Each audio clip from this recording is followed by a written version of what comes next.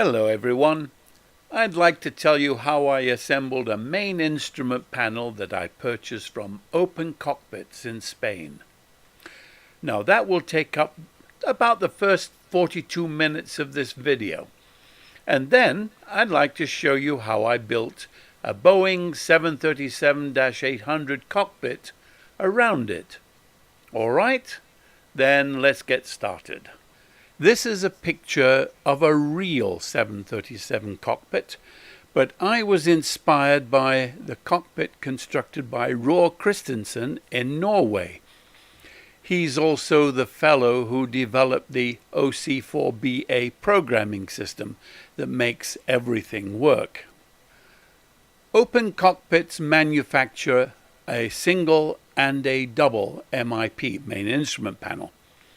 And after some years saving up for my pennies, I took the plunge and purchased the double panel with everything in it except the monitors and some additional parts that I already had. These are pictures of the panel with everything in place and working. And this is what the basic panel looks like when it's all assembled. I'm hoping mine will turn out just like it. When I unpacked the shipping crate, I noted how well everything was packed and how each piece was protected. Now here's a tip. The shipping crate can also be used, so don't throw it away. I'll show you what I mean later on in the video. Now there's the computer that's going to be running everything with a temporary monitor on top. It's a pretty powerful computer and will need to be, and that is the forward overhead. The captain's yoke and pedals I'd already got, and they are fixed in place, so I'm going to build everything around it. And there are all of the parts ready to be unwrapped.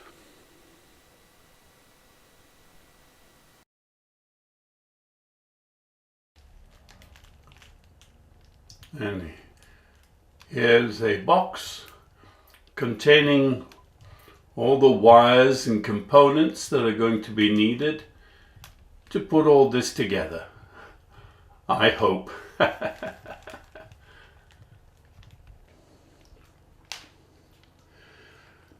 Well, everything is now unpacked from all the bubble wrap.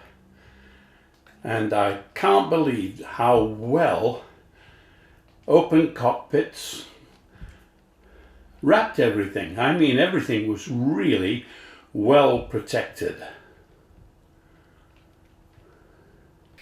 These monitors had been purchased earlier from Amazon, so everything is here and ready to assemble. The first thing I had to do was print out the instructions and check that all the parts were present.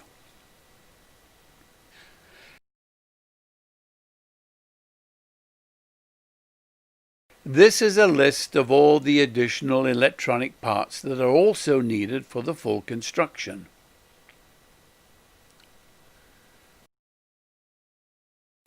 Next, I needed to make sure I had all the tools to do the job, and the detailed instructions from Opencockpits illustrates what those are in both English and Spanish.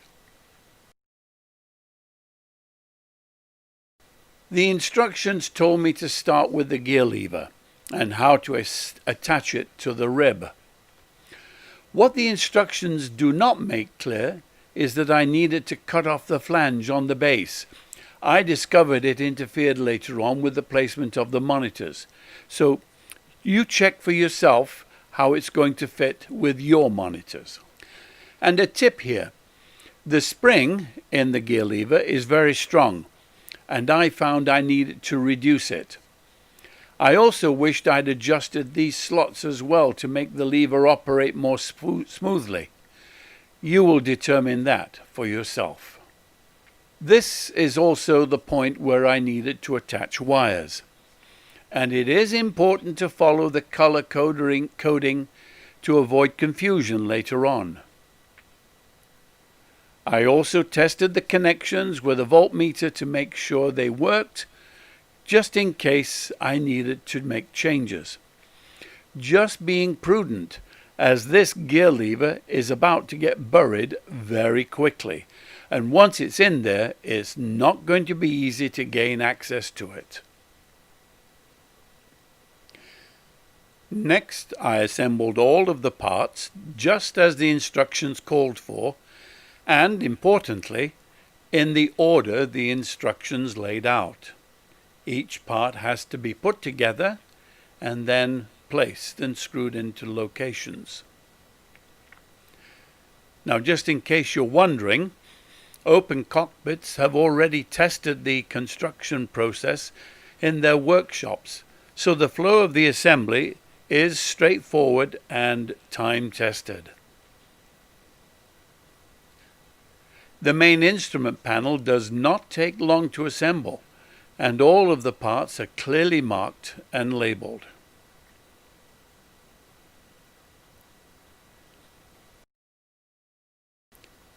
Here are the individual parts of the front of the main instrument panel. And here are the three parts of the panel all joined together with the main braces of the glare shield.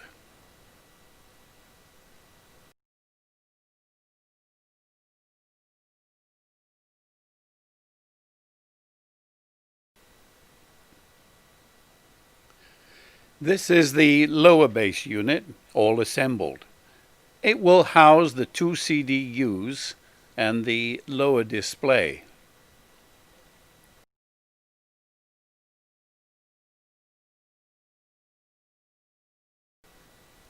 The next thing to do will be to join these two sections, that is, that part with this part, and then attach the side panels. The instructions are once again quite clear on how to do that, and in a very short time the instrument panel starts to come together. It shows everywhere you need to be able to put the bolts. Now here's the panel all joined together and looking rather good. I was quite pleased with myself. The side panels are in place, and the whole structure is now self-supporting.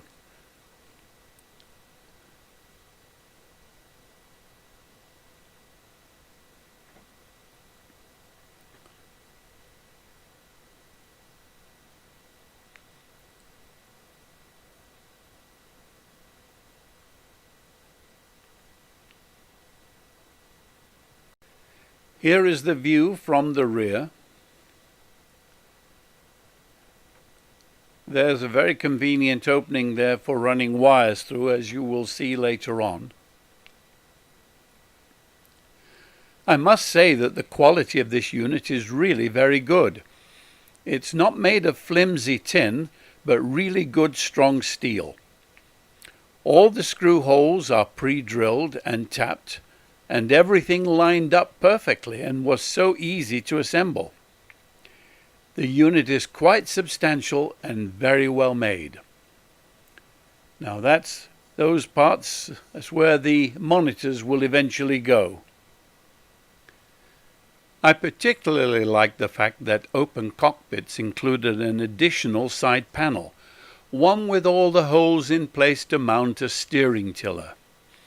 I hadn't expected this, and as I didn't have one, I went ahead and blew the grocery money on the purchase of a steering tiller. I have not regretted it. This is where the two CDUs and lower display will be installed.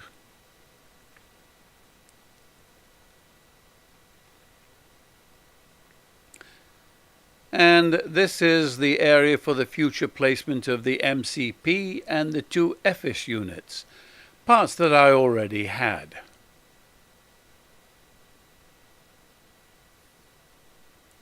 Very substantial construction. Notice all the holes that are pre-drilled. Really thoughtfully planned.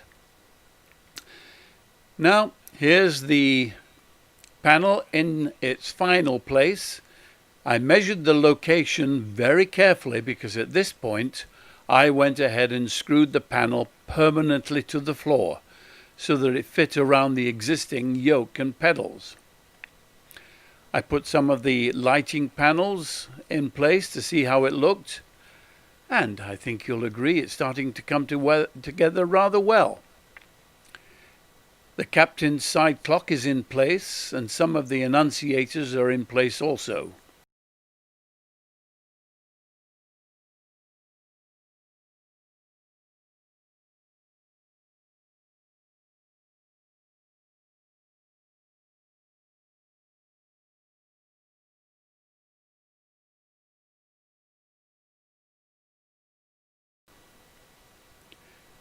There's the gear lever in place with an absolutely smashing front plate on it.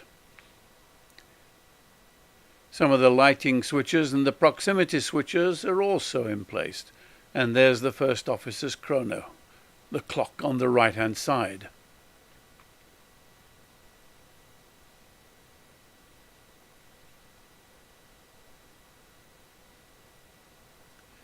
There's the ground proximity switches. Lower display will go there.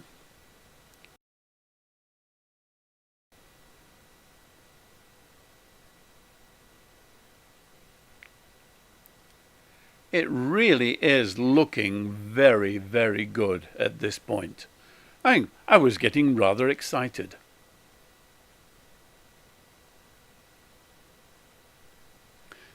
Now it's time for the glare shield to be assembled. And here are the clear instructions on what to do and how to do it.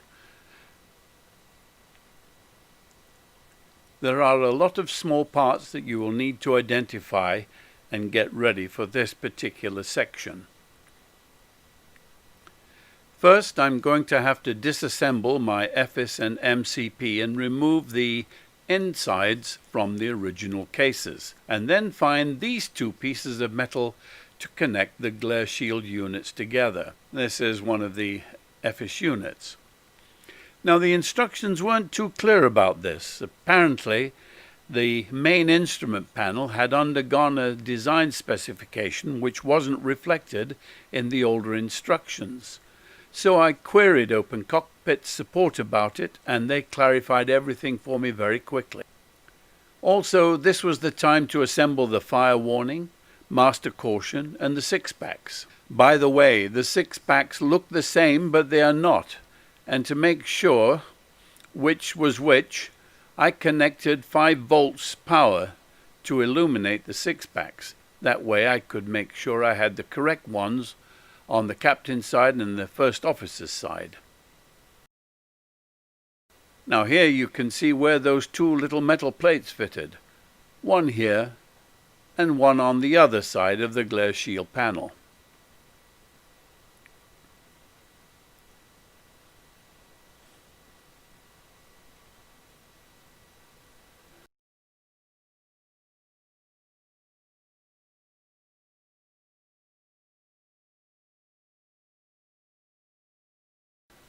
Now this is looking at it from the rear, and all the brackets and everything holding it in place.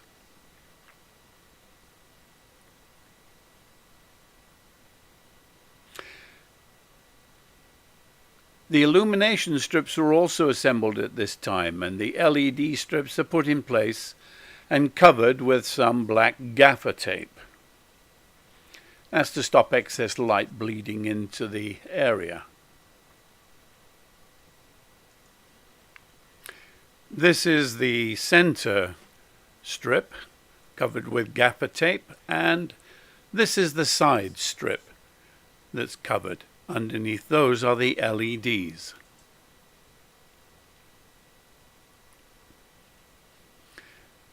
Now, just as the instructions call for, here in the glare wings, I took care to ensure I had plenty of wire running from them. The colors are quite important, and I had to refer to the incredibly detailed wiring diagram quite often. More on that later.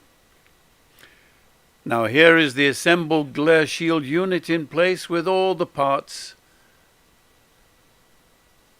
and here are the glare shield wings with some of the switches and the 6 backs roughly in place, but not tightened down yet. That's going across from the FS, the MCP, and to the First Officer's FS.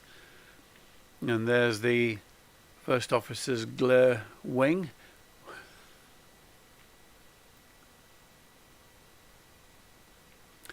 And this is where the monitors are going to go. Here I've already got one monitor in place. And I'll show you how I assembled and installed those next. Oh, that's the underside of the illumination panels. The gaffer tape is at the other side of that to direct the LED lights down. Now, assembling the monitors made me quite nervous, actually. It was the disassembly of the monitors themselves.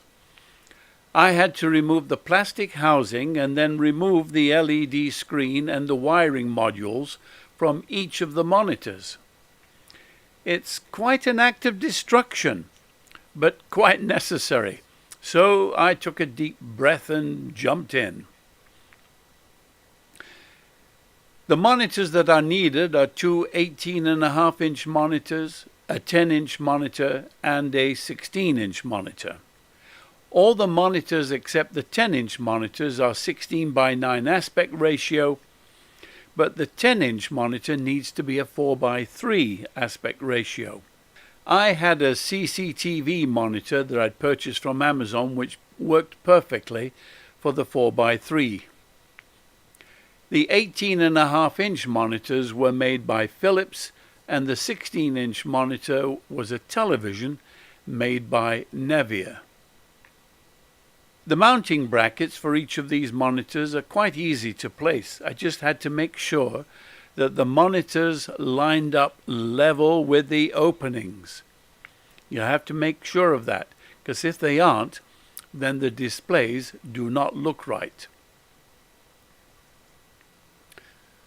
Here's the rear of the captain's side and the clock on the one side there. And you can see one of the monitors in place. That's a Philips. There's the clock I'm pointing to. And there's the Philips 18.5. There's the center panel. That's where the Nevia television is located. And that's the other 18.5-inch monitor for the First Officer's side.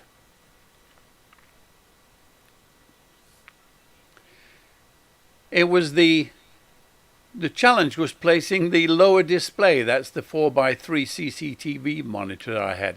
It was really tricky to get this in place.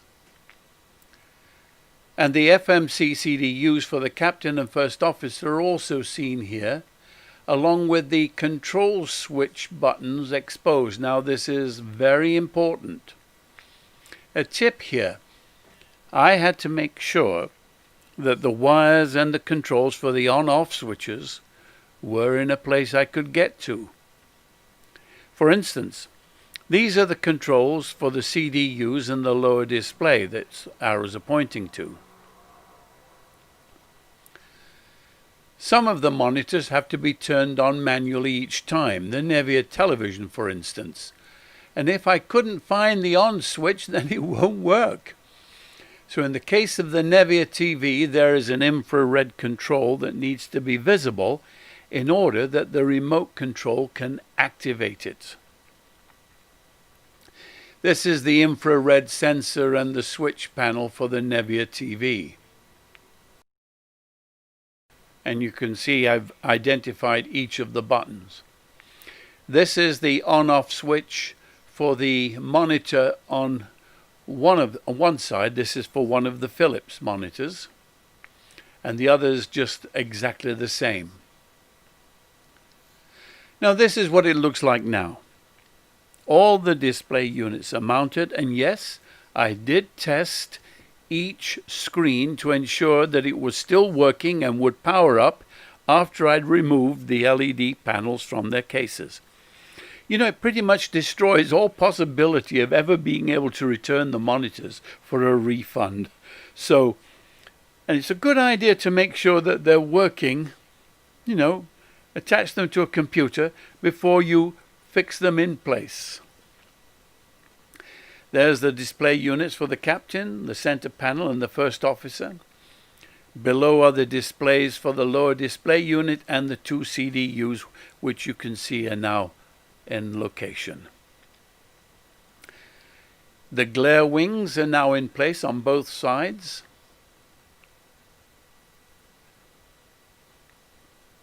And there's the steering tiller, which I purchased as an afterthought.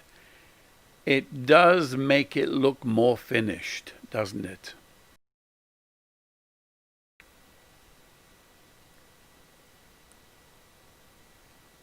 Doesn't that look good now? What a difference from all those pieces all over the floor.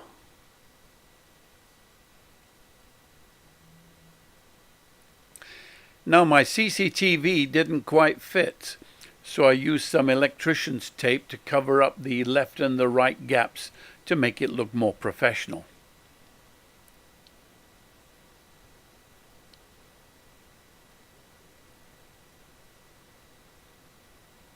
And here are a few views of the main instrument panel from various angles. As looking down it from the first officer's side, looking full on, all the monitors in place. Yes, looking a lot better now, isn't it?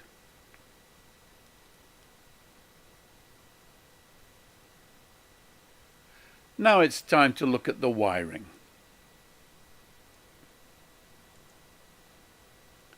The kit comes with several I/O cards.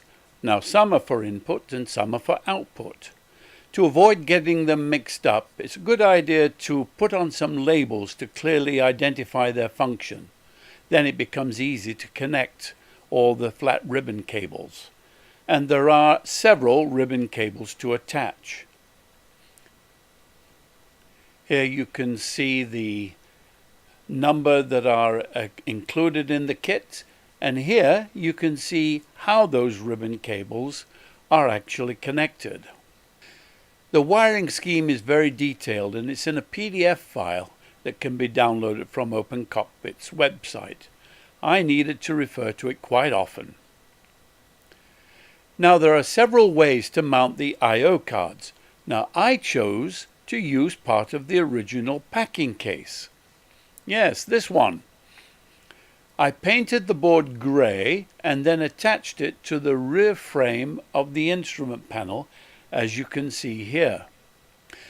Then I attached the I/O cards to the board in the same pattern as the wiring diagram, so I would have a visual reference.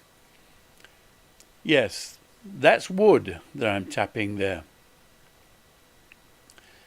The flat ribbon cables were easy to plug in and easy to identify which went into what.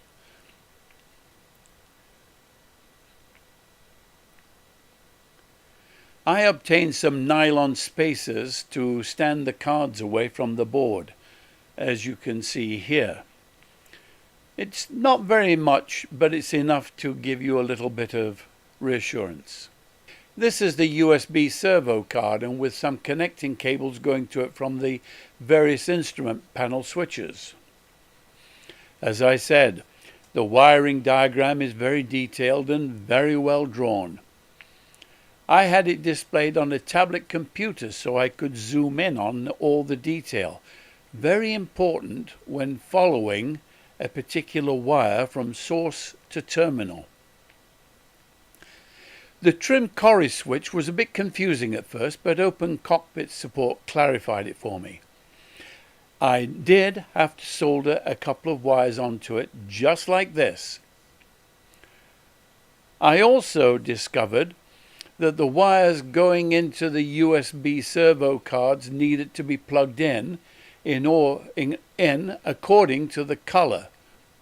And here is the proper orientation. Brown, orange and red, and this is the servo card with the ribbon cables in place. As I said, I identified each of the input and output cards with the little label. That way there would be no confusion. This is the input for the first officer. And here is the captain's input.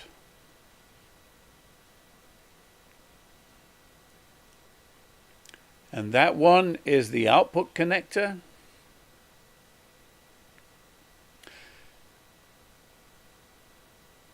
And down here is the dim control. It's coming together, but I admit it does look a bit of a mess.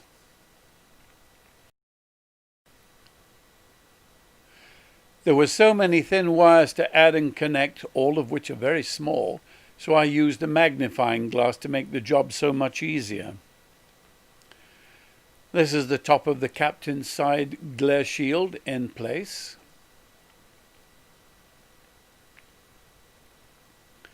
And there's the place for all of the checklists. The first officer's side isn't complete, but it does show you the extension of the wires needed. There's the back of the clock for the first officer. And there's the clock for the captain.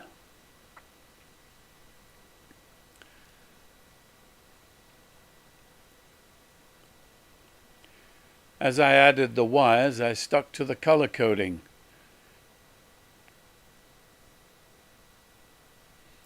Yes, starting to look more and more like spaghetti, doesn't it? I really will have to tidy this up. But you can see that this is a job that requires a lot of patience. Those are my tools you can see there. Strippers, pliers, soldering kit. At this point, the wiring was just about finished. I'm hoping that it will work. And on the side there, on the right, is where I placed the power supplies. Each wire must be placed in its exact spot, otherwise it won't work.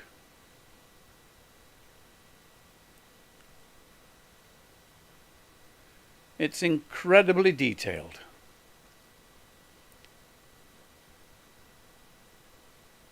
And don't look to get this finished in 5 minutes. It takes a lot longer than that. Each group of wires were taped together and also identified. There are the power supplies in place. The top one was for the forward overhead, and the bottom one is to power the main instrument panel. There are 3 voltages to deal with here: 12 volts, 5 volts, and 3.3. It's best not to get them mixed up, eh? There's the top one.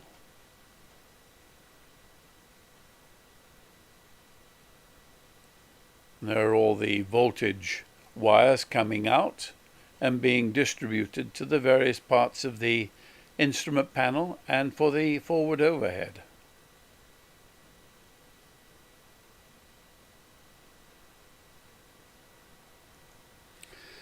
Now it's time to add main power to the panel. I'm also going to need to cover up all my wiring mess. Can't leave it looking like this, so I added a standoff piece of wood here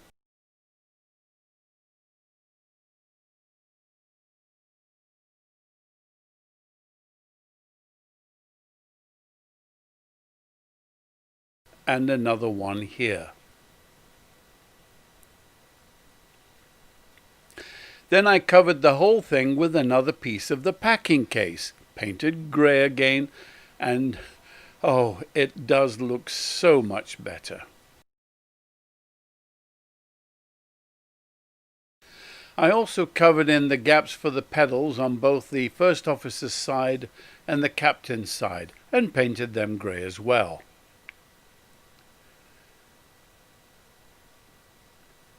And next I added some power strips for all the extra modules that I'm going to need to plug in.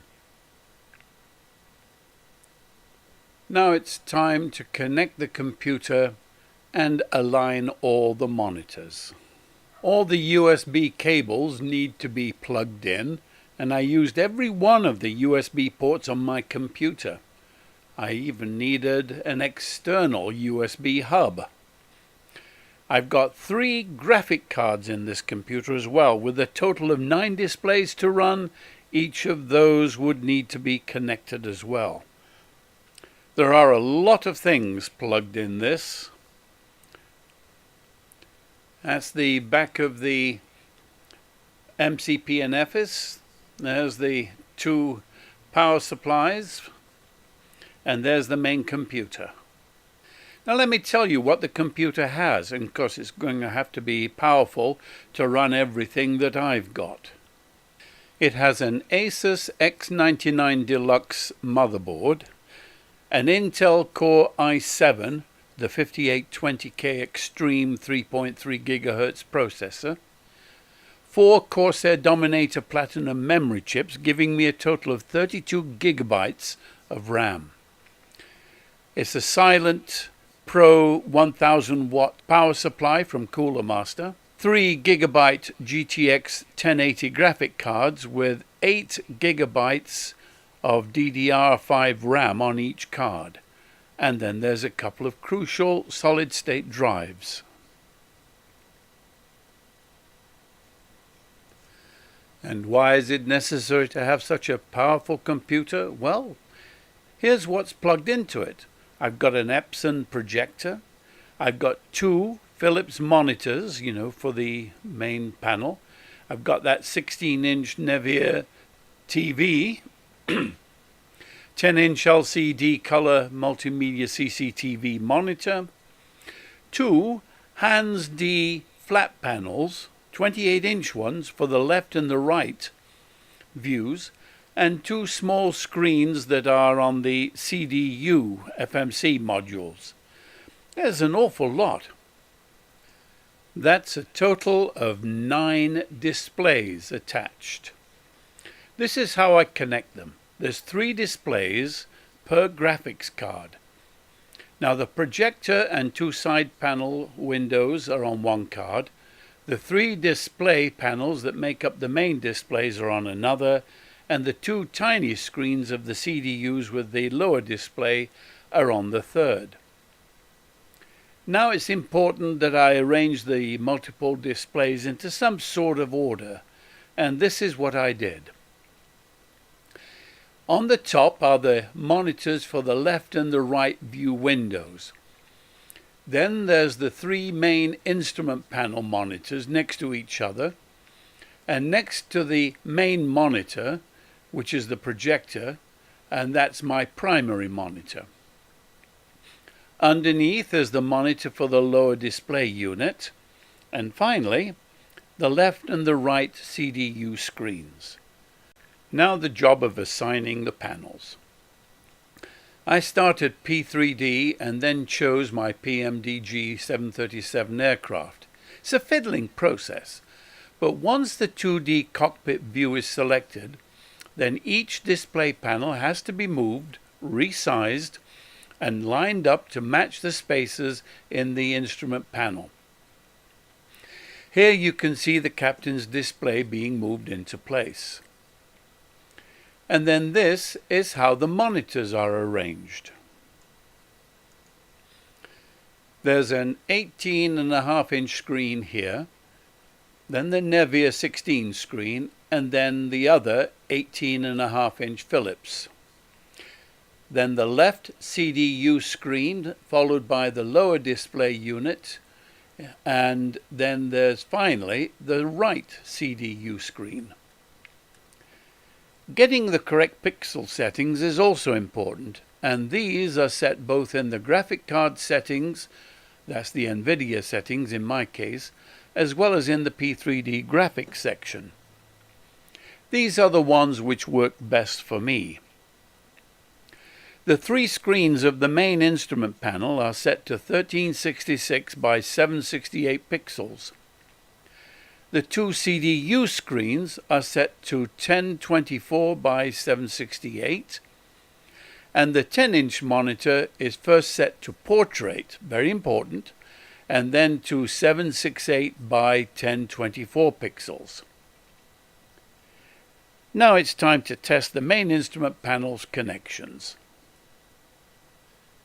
I use Opencockpits SIOC software to run everything, but in particular I use Roar Christensen's OC4BA scripts to make all the connections between the simulator and the Opencockpits modules. Now here is the screen showing all the cockpit's configurations with the modules I have connected. Here is the main instrument panel with all the screens lit up and active. So now it's time to see whether the buttons and switches I spent so much time wiring up are actually working. If I made any mistakes in the wiring, here is when I'm going to find out. Now these are the test screens for the SIOC monitor. This screen shows no lights on, and this screen shows that all the lights should be on. So let's try it out. I click on the all on and it looks like it works.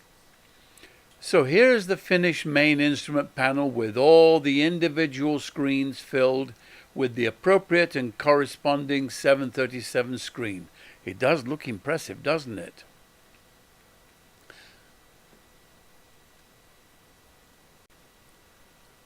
Look at that, all the buttons and lights are lit, even on the glare shield.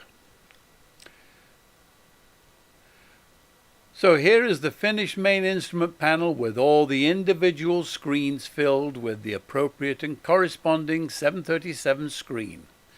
It does look impressive, doesn't it? Well, now that the main instrument panel is finished, I think it's time to build the rest of the cockpit. So here we go.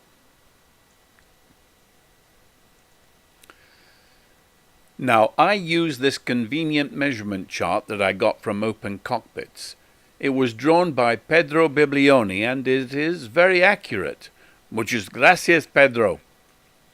Now, in particular, I needed to know the angle and position of the side strut, as indicated here, as this will help me with the next bit of construction.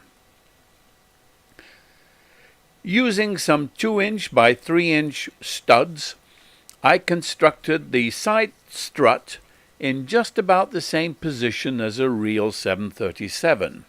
After making sure I had the correct angle, I bolted it to the side of my main instrument panel. Now the placement and angle has to be the same on both sides. Now this was the tricky bit for me because I'm not much of a carpenter and I didn't have any fancy woodworking equipment. The horizontal bar you see here is at an angle. The angle that the forward overhead has to be, as this diagram shows. In addition, the gap between the horizontal bar and the top of the glare shield must also be exact according to the real 737. Oh, and on top of that, it is nice to have it perfectly level as well. Next, I needed to add the short piece needed to support the forward overhead and a vertical support post that will be the actual rear of my cockpit, and another horizontal beam to complete the job. Next, I need to determine the position of the side sections, and I do that by marking off the positions using some masking tape on the floor. Next, I add a couple of horizontal pieces to the upper and lower ends of the side windows, on both sides. I'm actually going to add a monitor in each of those places to represent the side views. This bracket is going to hold my side view monitor in place. Now here is the left view monitor in location, and it's retained with a temporary bungee cord. This is the armrest in place, and here you can see the vertical piece I added to complete the captain's side.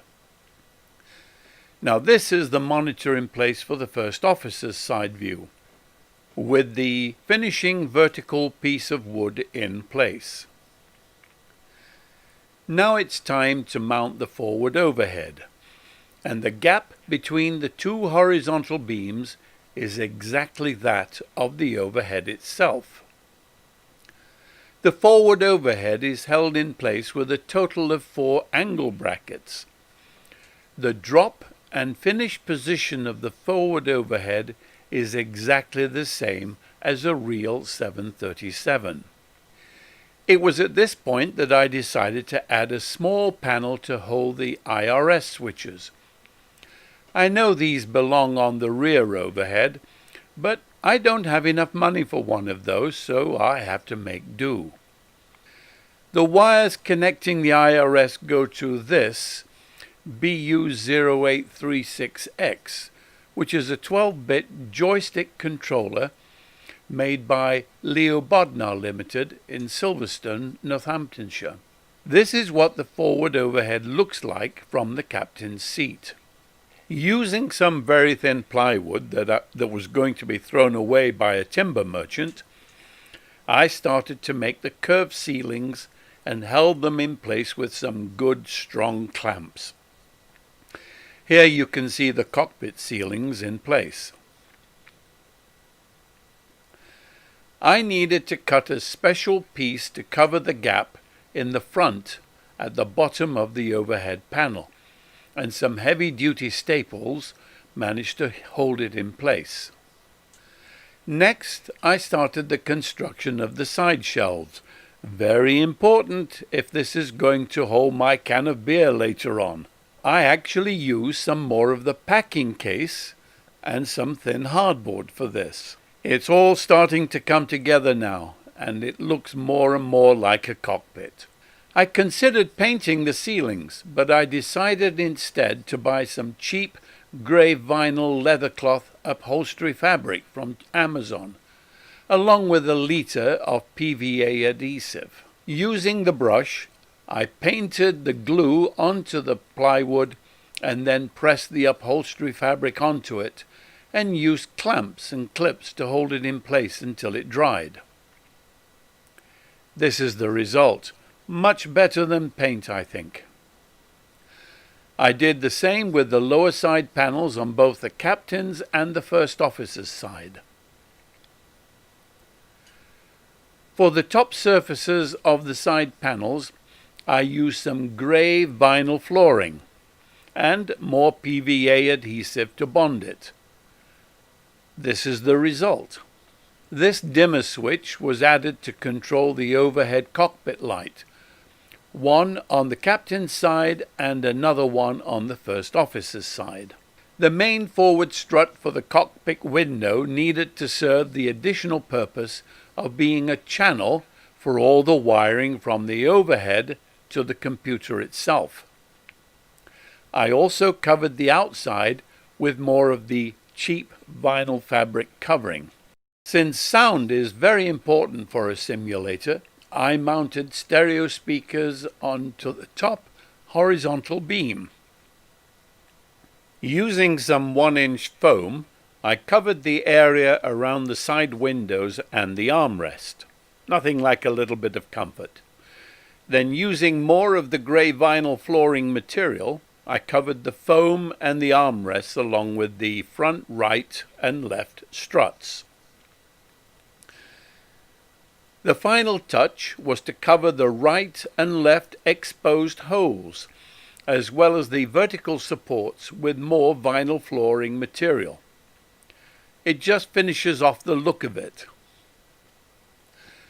Now, when you look at the real 737 cockpit, you can see the navigation tablet is mounted there on the left.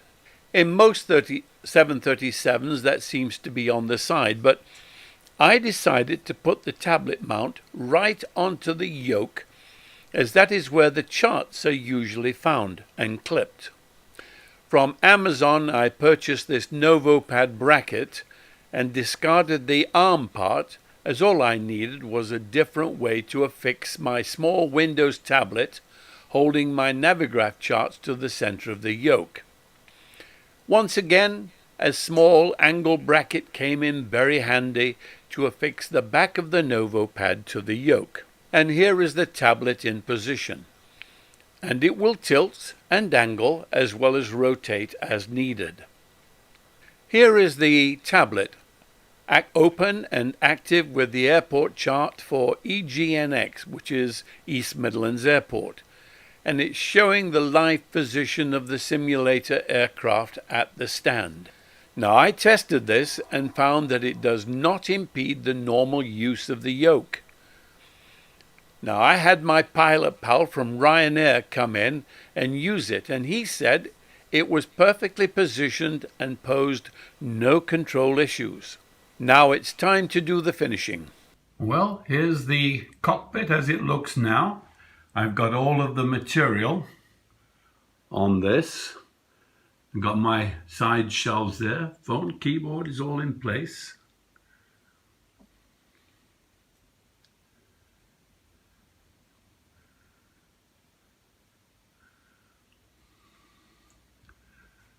And I've even got trims around the edges, you know, this area here. Make it look halfway decent. This is the better looking side. It was inevitable. I make mistakes on one side and then don't replicate them on the other. I'm going to be getting a new yoke in there for the first officer. So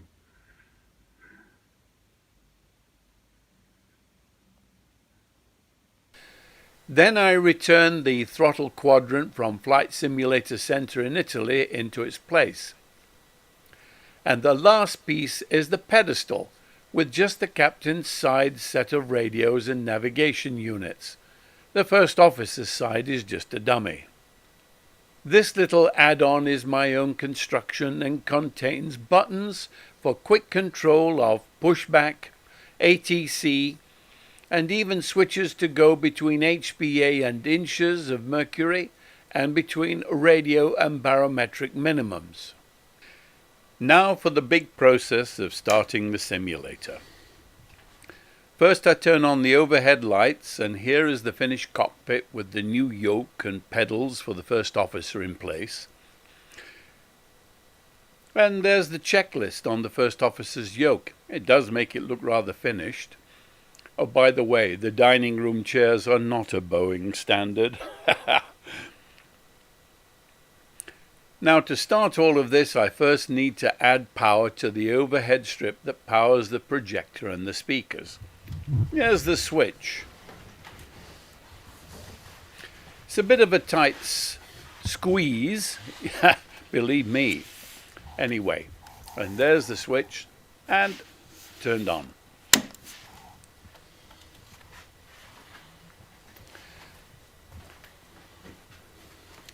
Now I turn on the main power for the simulator itself. There it goes. Next, I turn on all the switches to power up the strips holding all of the electrical equipment, one by one.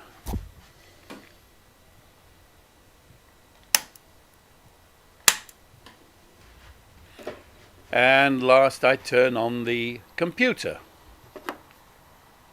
Now this is the remote to turn on the projector, which is the main screen. So click and off it goes. And the next one is the remote to turn on the Nevia television. And notice here that the red light goes out. And there. Now we know that all the screens are on.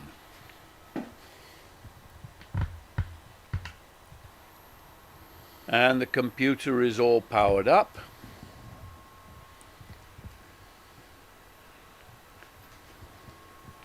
Now it's time to squeeze past and to enter the cockpit.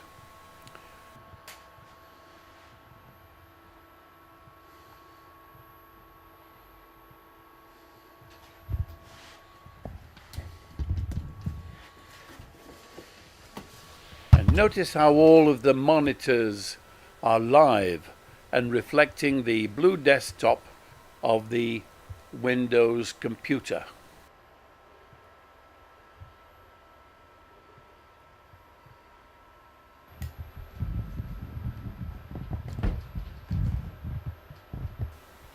Now first I need to do, of course, is go into SimBrief, and I need to load a flight plan.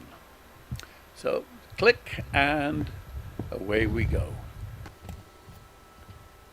And of course I need to power on my tablet computer and then load the Navigraph charts, the desktop charts.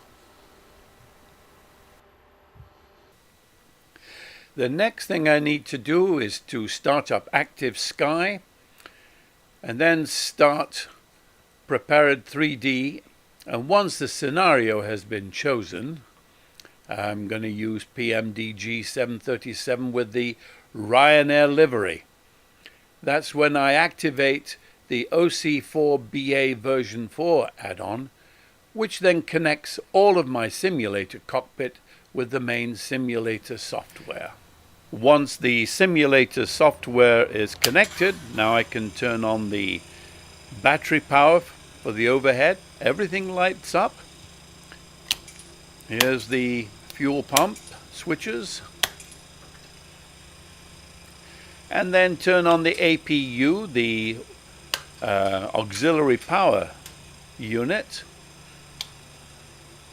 And look at that little gauge on the center there, showing the EGT. You're going to see that actually move. This is the beauty of using Roar Christensen's OC4BA, because whatever the software is doing, it sends out the commands so that it activates the hardware of all of my Opencockpits modules. So it's really quite remarkable. I couldn't get over noticing this.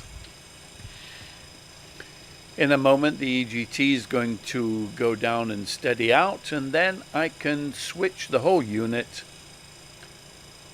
onto APU. There we go. Listen. And all the sound comes through.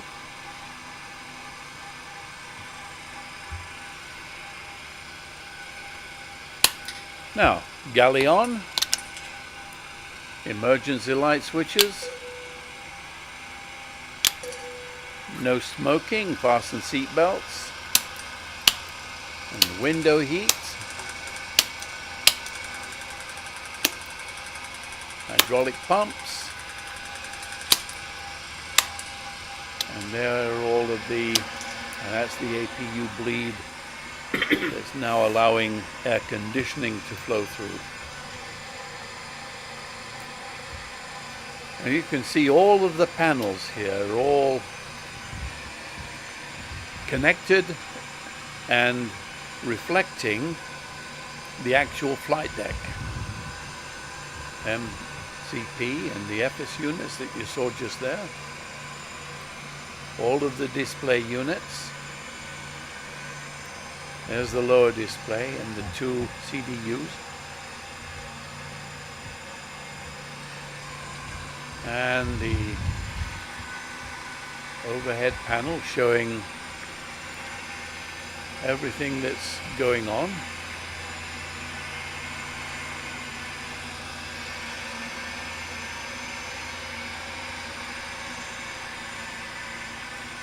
Now that little switch is for bank angle. That was something I added. There's the view out of the left window, the front, and there's the right window.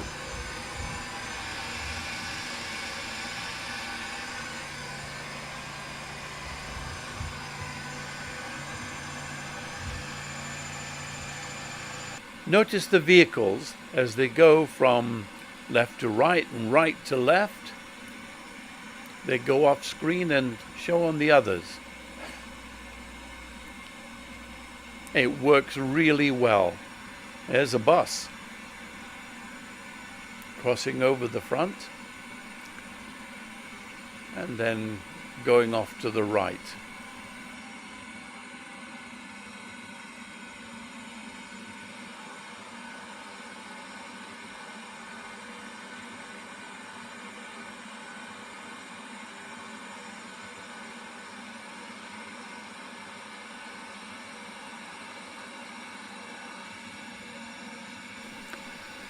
Now let's have a test flight, shall we? There's the view out of the left window. Let's sweep forward.